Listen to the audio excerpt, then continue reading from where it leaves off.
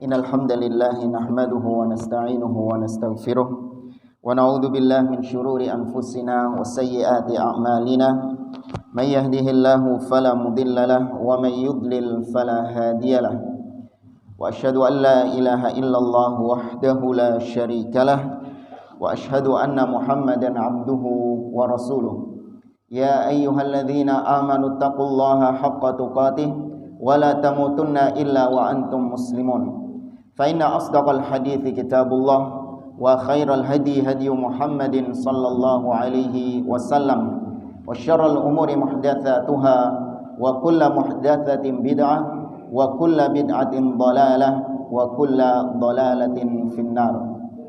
Ma'asyiral muslimin, ikhwani fillah wa akhwati rahimani wa rahimakumullah. Alhamdulillah di siang hari ini Allah Subhanahu wa taala mempertemukan kita kembali di masjid yang mulia ini, di salah satu taman-taman surga, salah satu rumah-rumah Allah Subhanahu wa taala. Setelah mungkin setahun lebih Allah Subhanahu wa taala menguji kita tidak bisa bermajlis, namun alhamdulillah kita patut bersyukur kepada Allah.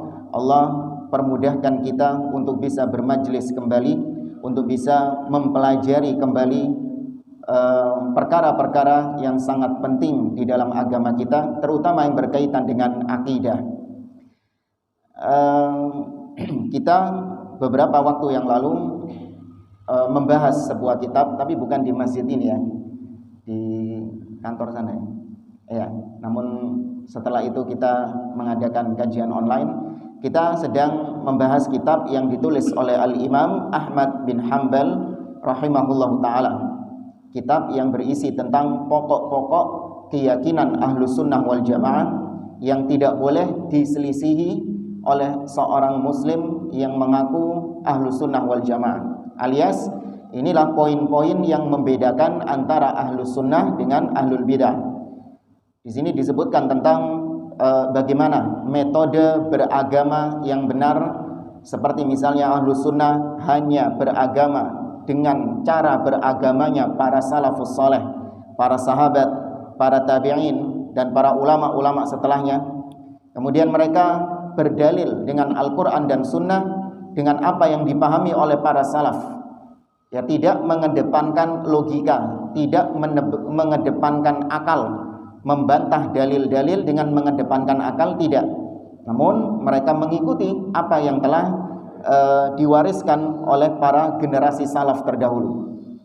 Kemudian juga ada perkara-perkara akidah yang sudah kita bahas pada pertemuan sebelumnya, seperti misalnya tentang kalamullah atau firman Allah Subhanahu wa taala, Al-Qur'an.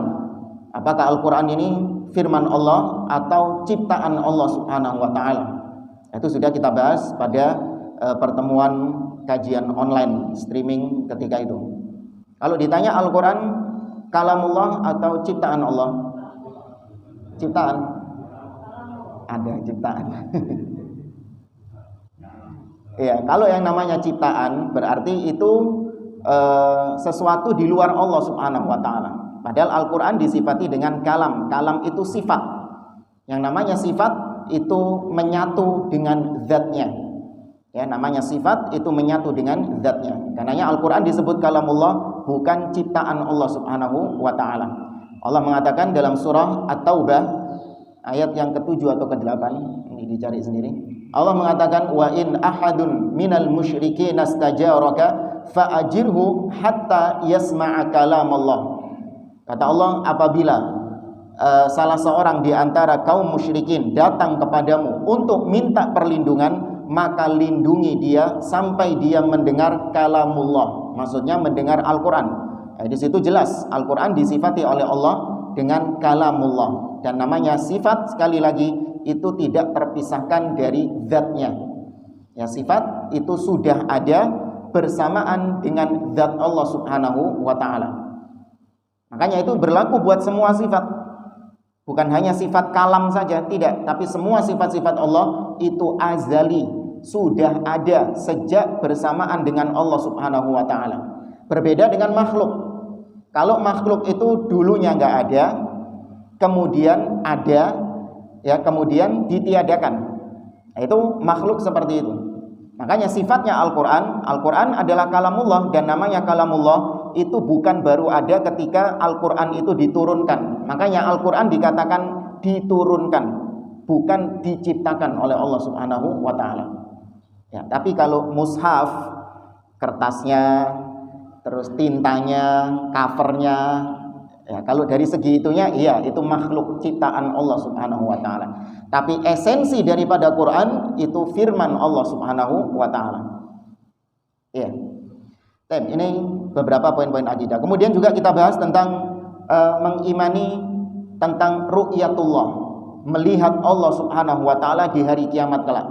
Ahlussunnah menegaskan, meyakini Allah Subhanahu wa Ta'ala itu dilihat oleh orang-orang yang beriman pada hari kiamat.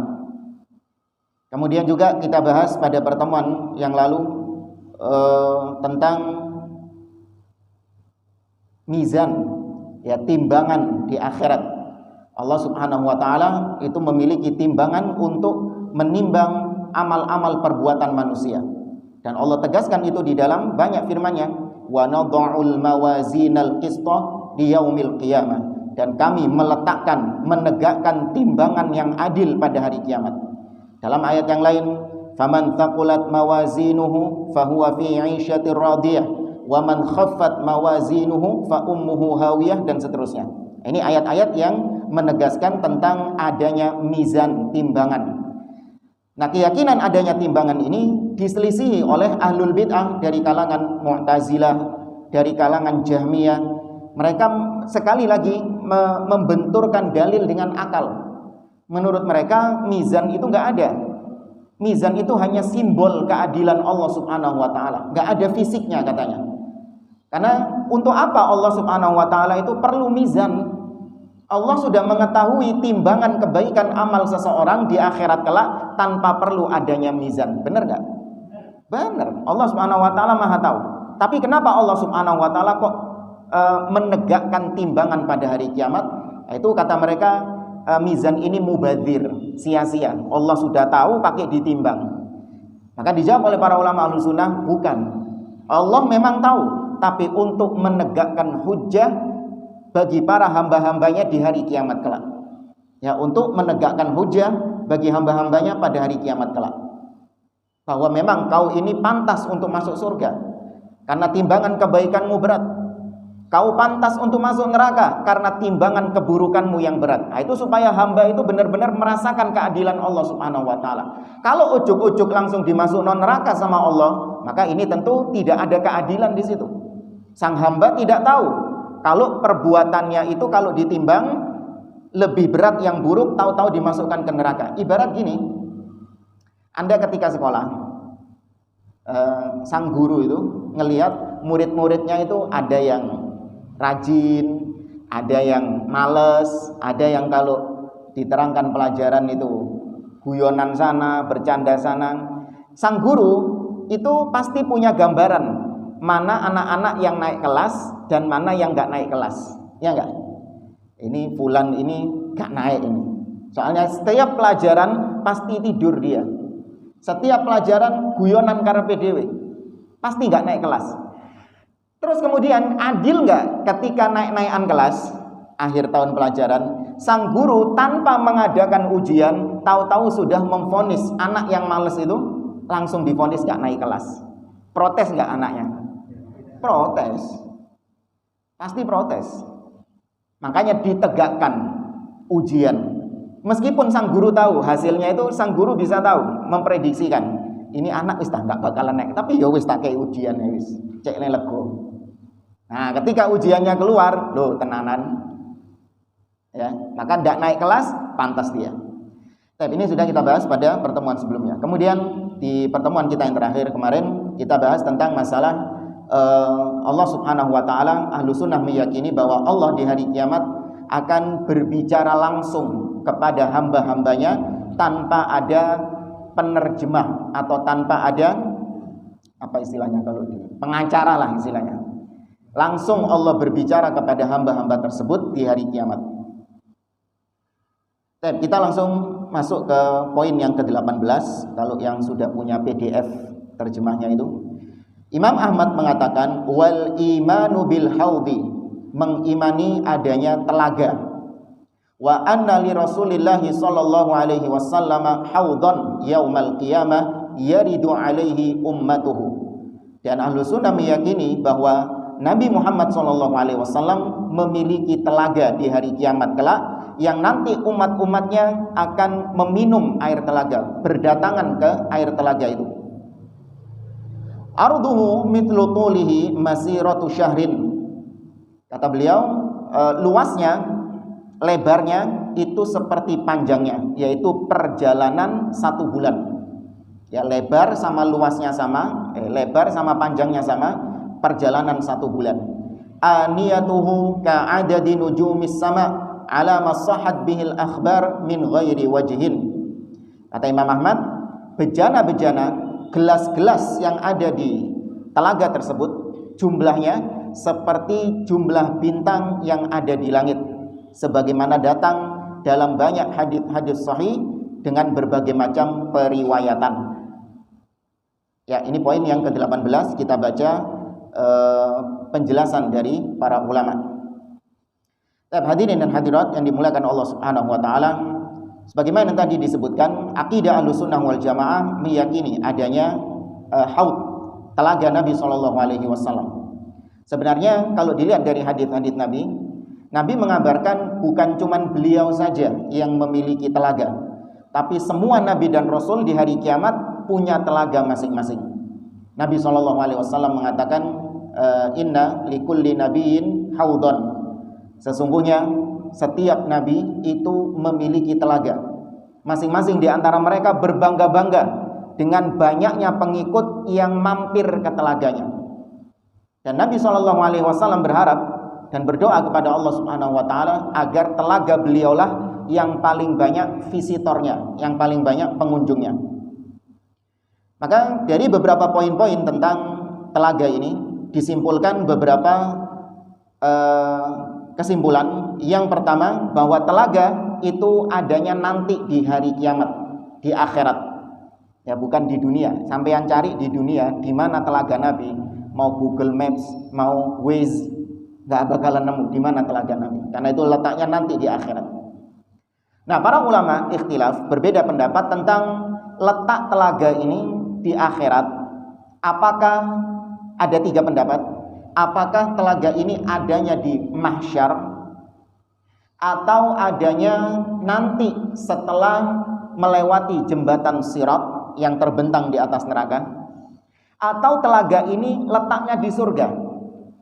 Nah, ini yang disebut dengan para ulama dengan furu'ul aqidah, cabang akidah.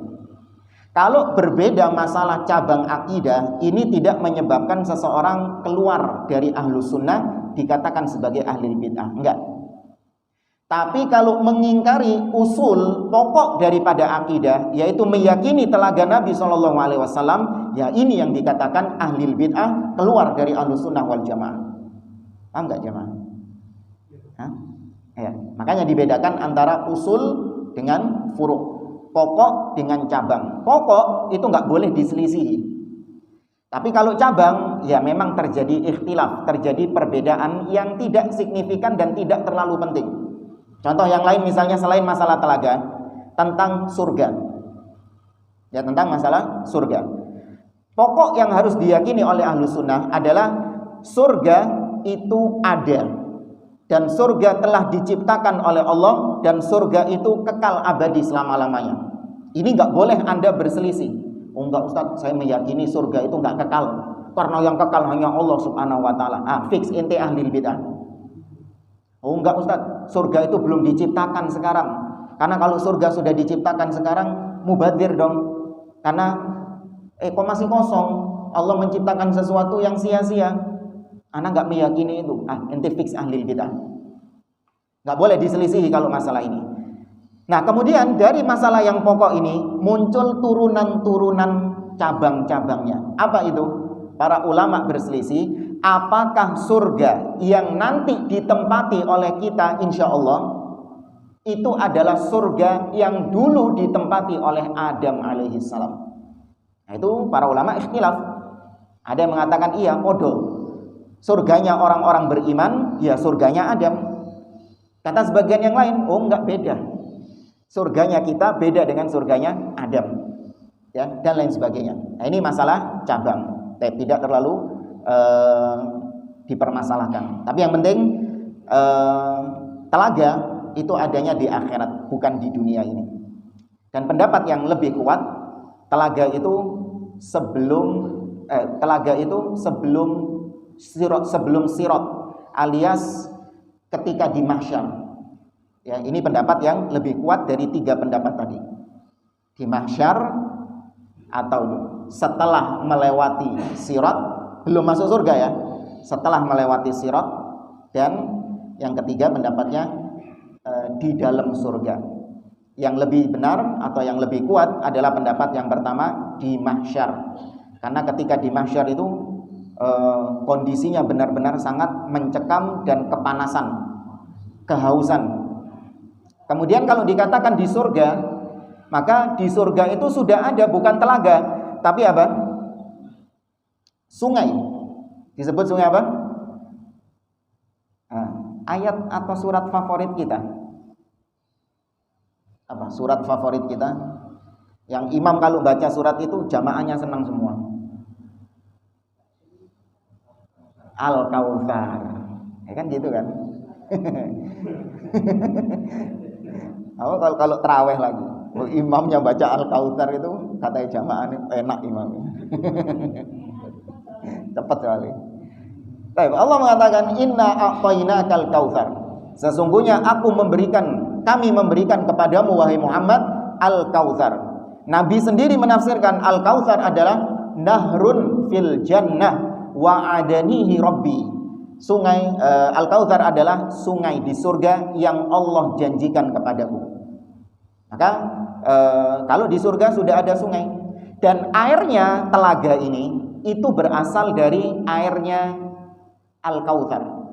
Sebagaimana Nabi SAW menyebutkan bahwa air dari telaga Nabi itu berasal dari 2 talang yang terbuat dari emas, ya, mizaban. Nah, airnya ini berasal dari air telaga Nabi SAW. Nah, ini tentunya bukan berada di jannah, tapi berada di mahsyar. Ya, wallahu taala a'lam. Keyakinan yang kedua, bahwa umat Nabi Muhammad SAW akan meminum air telaga tersebut. Tapi perlu dicatat, umat Nabi Muhammad SAW itu tidak semuanya bisa meminum air telaga. Hanya umat-umat pilihan yang boleh untuk masuk ke telaga dan minum air telaga tersebut. Nah, ini sebagaimana datang dalam banyak hadis, Nabi SAW mengatakan, ana faratukum alal haud. Aku menunggu kalian di telaga. Farat, fa-ra dan to, farat. Dalam bahasa Arab itu artinya yang pertama istiqbal. Istiqbal artinya menyambut. Makanya kalau Anda ke Saudi, ke Arab, masuk hotel, itu resepsionis tulisannya istiqbal. Artinya untuk welcome, menyambut. Makna yang kedua adalah isti'dad, yaitu Nabi SAW sudah mempersiapkan tempat telaga tersebut bagi umat-umat beliau yang datang untuk meminum air telaga itu. Ini makna ucapan Nabi, ana fartukum alal haud. Aku menunggu kalian, aku mempersiapkan untuk kalian, dan aku akan menyambut kalian di telaga. Kemudian Nabi mengatakan, man warada faqad syariba. Barang siapa yang lewat telaga itu, bisa mendatangi telaga itu, maka dia dipersilahkan untuk minum. Wa man syariba falam yatma abadan. Dan barang siapa yang minum dari air telaga itu, dia tidak akan kehausan selama-lamanya. Kemudian Nabi mengatakan, "Tsumma taridu alayya umamun a'rifuhum wa ya'rifunani." Kemudian tiba-tiba ada sekelompok kaum yang mendatangi telaga itu. Ini Nabi mendapatkan wahyu dari Allah, kejadian yang akan terjadi nanti di akhirat. Kejadiannya belum, tapi Nabi sudah diberitahu oleh Allah Subhanahu wa taala tentang kejadian itu. Nanti akan ada suatu kaum yang datang ke telaga itu. Aku mengenal mereka dan mereka mengenal aku. Ya, aku mengenal mereka dan mereka mengenal aku. Kemudian kata Nabi SAW, "Tsumma yuhalu baini wa bainahum." Kemudian dicegat orang-orang itu tidak boleh masuk telaga. Ya, dicegat oleh para malaikat. Kemudian Nabi SAW mengatakan, "Ummati, ummati, itu umatku, itu umatku." Kemudian dikatakan kepada Nabi SAW, "Innaka la tadri ma ahdatsu ba'dak." Sesungguhnya kau tidak tahu wahai Muhammad, apa yang mereka ada-adakan sepeninggalmu. Barulah Nabi SAW mengatakan, "Suhqan, suhqan liman ahdatsa ba'di." Menyingkirlah, ya, nyingkrio, ngalio bagi orang-orang yang merubah-rubah agama ini sepeninggalku. Nah, ini ada penafsiran banyak dari para ulama dari hadis ini. Yang pertama yang diusir adalah orang-orang munafik. Ya, orang-orang munafik. Karena orang-orang munafik Nabi mengenal. Nabi mengenal mereka. Ini maksudnya orang-orang munafik di zaman Nabi SAW. Kemudian yang kedua yang diusir adalah sebagian sahabat-sahabat Nabi yang murtad sepeninggal Nabi SAW. Ya, karena kita tahu dalam sejarah setelah Nabi SAW itu wafat, ada sebagian sahabat yang newbie, sahabat-sahabat yang masih baru masuk Islam. Ya, yang masih baru masuk Islam. Ketika Nabi SAW wafat, mereka murtad keluar dari Islam karena dianggapnya Islam sudah selesai ketika Nabi wafat. Makanya nanti diperangi sama siapa? Siapa khalifah setelah Nabi? Ya, Abu Bakar. Ya, diperangi oleh Abu Bakar karena diantara yang diperangi sama Abu Bakar orang-orang yang murtad, orang yang tidak mau bayar zakat, dan nabi-nabi palsu. Itu 3 kelompok yang diperangi oleh Abu Bakar As-Siddiq di kekhalifahan beliau. Kemudian penafsiran yang ketiga, orang yang diusir dari telaga adalah para pelaku-pelaku bid'ah. Ya, para pelaku-pelaku bid'ah. Karena jelas Nabi SAW ketika itu mengatakan, dikatakan kepada Nabi, "Innaka la tadri ma ahdatsu." Dalam riwayat yang lain, "Ma ghayyaru, ma baddalu ba'dak." Kau tidak tahu wahai Muhammad apa yang mereka lakukan sepeninggalmu. Mereka telah merubah-rubah agamamu. Mereka telah mengganti-ganti agamamu. Nah, ini apalagi kalau bukan bid'ah dalam agama. Ya. Dan ini menunjukkan kepada kita bahwa Nabi SAW tidak tahu kondisi umatnya sepeninggal beliau. Nabi nggak tahu apa yang dilakukan oleh umatnya sepeninggal beliau. Nabi nggak tahu. Tapi muncul di zaman sekarang orang-orang yang menganggap Nabi itu masih keluyuran di tengah-tengah kita. Ya, Nabi itu masih datang. Ada majelis ini Nabi datang, bahkan sang ustadz, sang kiai melihat Nabi datang. Bukan Nabi yang ente lihat itu. Siapa? Syaitan. Ya, karena jelas haditsnya Nabi SAW tidak tahu kondisi umat sepeninggal beliau. Itu yang kedua, bahwa umat beliau akan datang ke sana untuk meminum telaganya. Kemudian yang ketiga, ardahu mitlu tulihi fatuluhu masafatu syahrin wa arduhu masafatu syahrin. Panjang dan lebarnya sama, yaitu perjalanan 1 bulan. Ini banyak riwayat ya.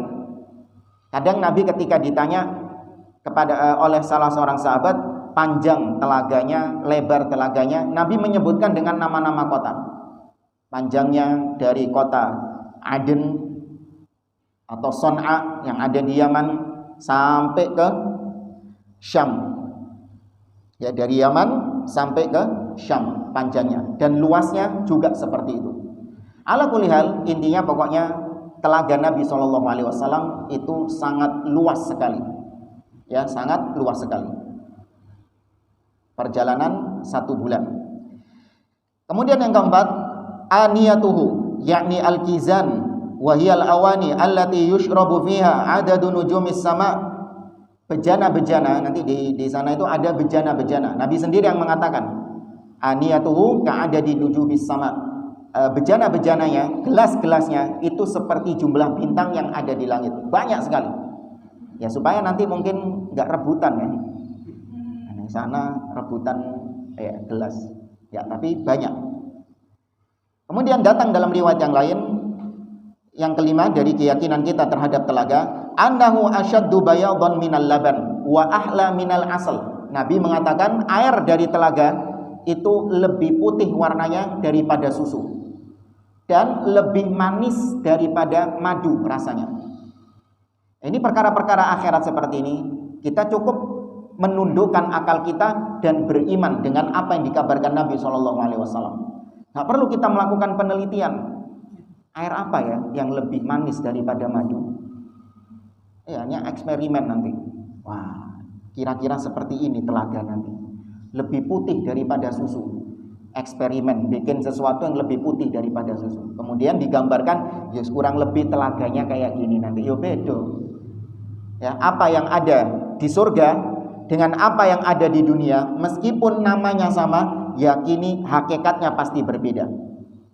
Ini konsep kita, landasan kita. Allah menyebutkan di surga ada sungai-sungai. Seperti dalam surah Muhammad, Allah sebutkan wa anharun min asalin wa anharun min khamril ladzatil lisyaribin, sungai khamr. Ya, disebutkan sungai khamr dalam surah Muhammad. Wa anharun min khamril ladzatil lisyaribin. Wa anharun min laban lam yataghayyar ta'muhu, dan ada sungai-sungai susu. Wa anharun min asalin musaffa, dan ada sungai-sungai madu. Ini nggak perlu disamakan dengan benda-benda yang ada di dunia karena berbeda sekali. Ya, Abdullah bin Abbas mengatakan, ma fid dunya mimma fil jannah illal asma. Tidaklah yang ada di dunia dengan yang ada di surga kecuali cuman sama namanya saja, tapi hakikatnya itu berbeda.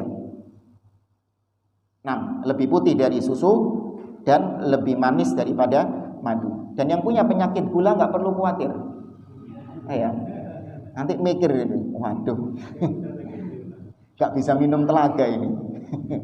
Sudah habis penyakit kita. Ya, di akhirat sudah selesai cerita tentang penyakit-penyakit yang ada di dunia yang diterita oleh manusia, hilang, nggak ada COVID di sana. Ya, karena memang musibah dunia ya itu lebih ringan daripada musibah dalam agama. Orang kalau kena penyakit diabetes, kanker, tumor, kena COVID dan lain sebagainya, ya kalau dia sabar dan dia wafat dalam keadaan itu, selesai. Di akhirat tidak ada lagi yang namanya penyakit-penyakit tersebut. Tapi kalau kena penyakit dalam urusan agama, syirik, ya, khurafat, bid'ah dan lain sebagainya, kalau kena virus itu masih berlanjut gak di akhirat? Masih berlanjut. Ya, makanya musibah dalam agama itu lebih besar daripada musibah dalam dunia. Jamaah dimulakan oleh Allah Subhanahu wa taala, 30 menit. Hah? Cukup. Jamaah dimulakan oleh Allah, ada tanya jawab? Ada. Selebihnya anak kira itu yang bisa kita sampaikan dari pembahasan tentang masalah telaga Nabi SAW, dan kita terus berdoa kepada Allah Subhanahu wa taala agar Allah Azza wa Jalla menganugerahkan kepada kita termasuk di antara orang-orang yang diizinkan untuk minum dari telaga Nabi SAW. Intinya yaitu dengan cara kita terus berpegang dengan sunnah Nabi SAW, mengikuti akidah beliau, mengikuti ibadah-ibadah yang telah beliau ajarkan kepada kita, dan meninggalkan segala macam bentuk bid'ah-bid'ah dalam agama. Hadza wallahu a'lam bishawab. Ini yang bisa kita sampaikan. Insyaallah di pertemuan berikutnya penulis di sini membahas tentang al-iman bi adzabil qabr, yang mengimani adanya azab kubur. Saya cukupkan, saya akhiri dengan kafaratul majlis. Subhanakallahumma rabbana wa bihamdik asyhadu an la ilaha illa anta astaghfiruka wa atubu ilaik. Wa akhiru da'wana anil hamdulillahi rabbil alamin. Wassalamualaikum warahmatullahi wabarakatuh.